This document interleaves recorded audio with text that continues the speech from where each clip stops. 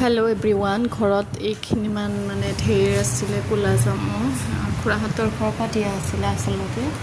গতিকে ছোৱালীয়েহে অকল খায় আমিও বোলো ইমান খাই ভাল নাপাওঁ সেইটোৰ কাৰণে মই বোলো জুচ বনাই দিওঁ চবেই খাব পাৰিব এয়া কেনেকৈনো বনালোঁ পদ্ধতিটো আপোনাক কৈ আছোঁ বহুত সহজ হয় আৰু খাবলৈ বৰ টেষ্টি হয় এইখিনি ক'লা জামু ইয়াৰ আধাহে লৈছোঁ আৰু অলপ আছেই ছোৱালীয়ে মাজে মাজে খাই থাকে কাৰণে অলপমান থৈ দিছোঁ বাকী এইখিনি মই ধুনীয়াকৈ পিটিকি লৈ গুটিবোৰ ছেপাৰেট কৰি ল'ম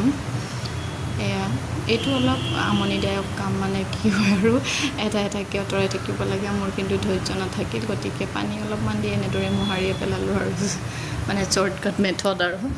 এনেকৈ পিটিকি দিয়াৰ পিছত ছেপাৰেট হৈ গৈছে ধুনীয়াকৈ গুটিবোৰ এনেকৈ এটা এটাকৈ বাছি এখন প্লেটত ৰাখি গৈছোঁ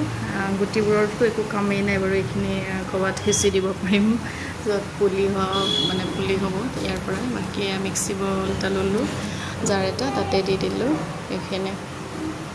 এইখিনি দি ইয়াতে মই চেনি 4 চামুচমান দিছোঁ অলপ মিঠা হ'লে ভাল লাগে যিহেতু ক'লা জামুৰ কি হয় এই খাই থাকিলে যে জিভাখন ডাঠ হৈ যোৱাৰ নিচিনা লাগে আৰু ডিঙিত অলপ মানে লাগি ধৰাৰ নিচিনা তেনেকুৱা টাইপ মোৰ ফিল হয় আৰু সেইটো কাৰণে আৰু পানী এইখিনি মই গ্ৰাইণ্ড কৰি লোৱাৰ পিছত এয়া অলপমান ডাঠ হৈছে গতিকে আকৌ মই ইয়াত অলপ পানী মিক্স দিব লাগিব আচলতে পানীটো অলপ বেছিকৈ মিক্স কৰিলে ভাল লাগে মানে খাবলৈ ভাল হয় আৰু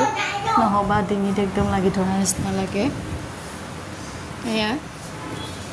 পানী দি এনেকৈ চেকি ল'লোঁ আৰু দুপৰীয়া সময়ত ইমান গৰম পৰিছে বোলো ইয়াকে খাওঁ